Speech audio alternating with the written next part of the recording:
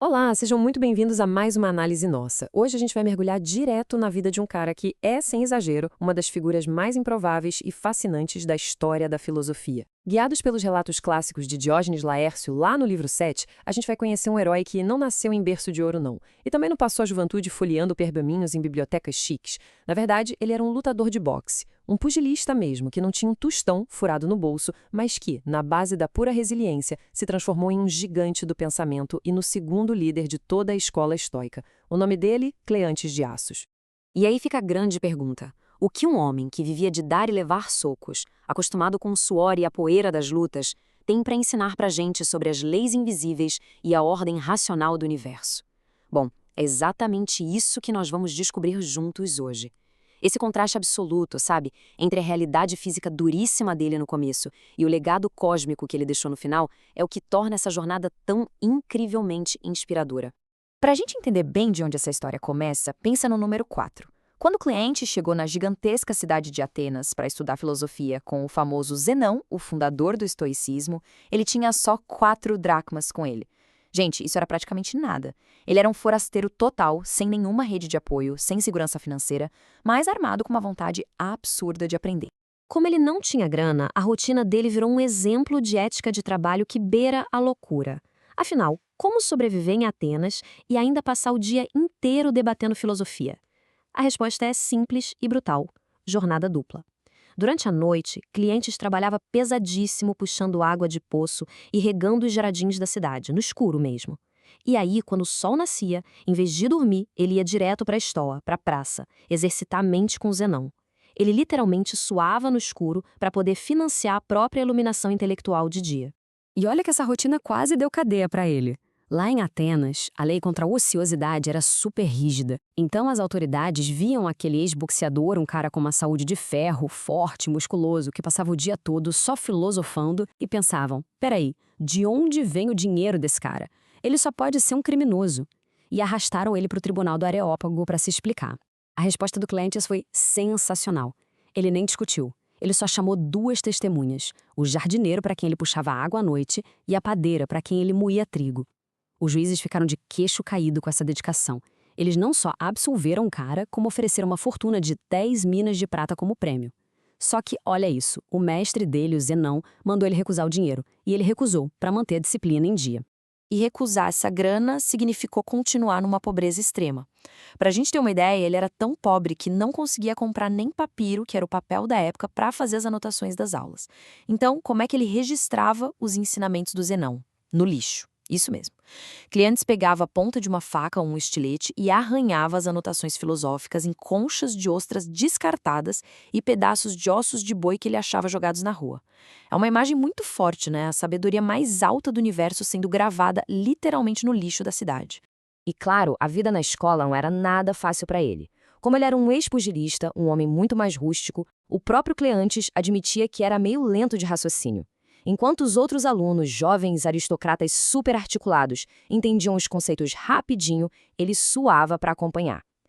Por causa dessa lentidão e do trabalho braçal, os colegas começaram a fazer um bullying pesado com ele, chamando-o cruelmente de o asno, ou o jumento. Mas a resposta que ele deu foi uma daquelas que a gente não esquece mais.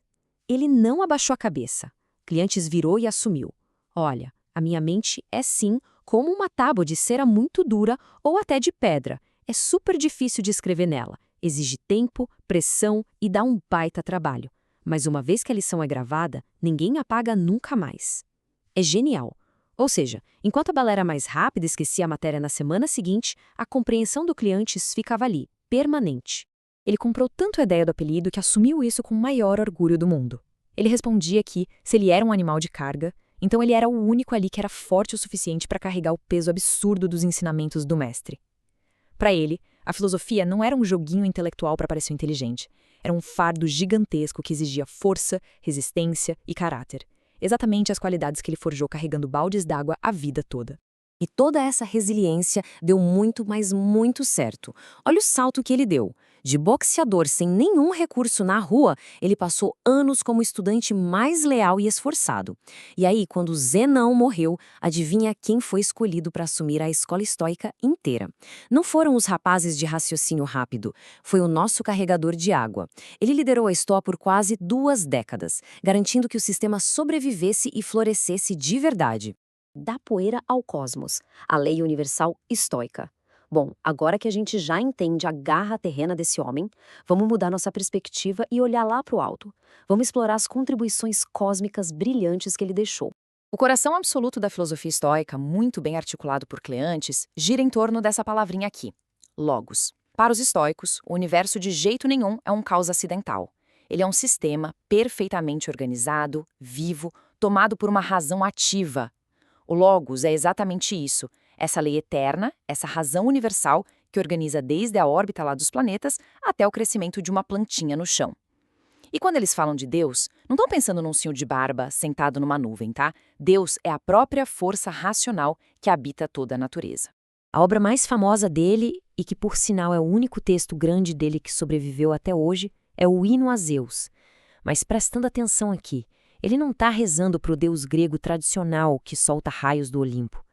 Cleantes usa a palavra Zeus como uma bela metáfora para representar essa força suprema da natureza. Ele mistura poesia com física estoica pura. Ele está falando diretamente com o Logos. Olha só a profundidade desse trecho do hino. Cleantes exalta que nós, seres humanos, temos um dom que é muito único, a nossa razão. E só por termos essa razão, nós somos pequenas imagens, reflexos diretos dessa imensa razão cósmica que organiza tudo. Então, enquanto as outras criaturas vivem puramente pelo instinto básico, a mente humana tem esse potencial quase divino de compreender e de espelhar a ordem lógica do universo. É fascinante. E aí ele vai além, mostrando que o Logos ajusta tudo que parece estar fora do lugar. Isso ilustra muito bem aquele otimismo profundo do estoicismo. Sabe aqueles eventos que parecem caóticos, horríveis ou discordantes da nossa vida? Para o estoicismo, isso tudo faz parte de uma harmonia muito maior que a gente, na nossa visão limitada, simplesmente não consegue enxergar. A lei universal pega todo o conflito do mundo e entrelaça tudo numa unidade que faz sentido em grande escala. Só que aí vem o grande problema. Cleantes observou que a grande tragédia é que a gente adora lutar contra essa harmonia natural. Em vez de viver alinhado com a razão, a galera se joga nas armadilhas mais velhas do mundo. As pessoas correm feito loucas atrás de uma fama que passa rápido, se entregam para uma ganância absurda por dinheiro ou vivem correndo só atrás de prazer físico o tempo todo. E o resultado disso? Produzem o próprio sofrimento e se desconectam totalmente do universo. E é exatamente por isso que o pedido final dele no poema é de arrepiar. Repara que a gente está falando de um homem que sobreviveu anos na miséria extrema e tomava nota no lixo. Mas ele não pede para ficar rico. Ele não pede uma caminha macia. O que ele implora à natureza é apenas clareza. Ele pede que essa ignorância terrível seja arrancada das nossas almas para que a gente consiga, enfim, obter a sabedoria de entender a lei universal. É só isso que ele quer. Esse alinhamento do Cleantes com a razão guiou ele literalmente até o último suspiro. Quando ele já estava bem velhinho, perto dos 80 anos, teve um problema sério, uma infecção na gengiva. Os médicos falaram, fica de jejum por 2 dias para o corpo recuperar. O problema passou, os médicos liberaram ele para voltar a comer. Mas o Cleantes recusou. Com uma calma estoica surreal, ele disse que já tinha caminhado bastante e que agora estava muito adiantado no caminho de volta. E assim, num ato de controle absoluto sobre a própria vida, ele continuou no jejum até partir. Cleantes carregou água no escuro para conseguir enxergar a luz do cosmos. A história desse cara é a prova definitiva de que de onde a gente vem e as privações que a gente passa não determinam o limite da nossa mente. Aquele boxeador sem grana, que era alvo de piada dos colegas aristocratas, virou a liderança de uma das escolas filosóficas mais importantes da humanidade. Tudo porque ele escolheu pagar o preço pelo aprendizado. E a provocação que fica para a gente encerrar essa análise é bem direta. Quais são os pesos diários que nós estamos topando abraçar hoje, aqui no escuro, para construir a força e a sabedoria que a gente vai precisar quando o sol nascer? Fica a reflexão. Um grande abraço e até a próxima!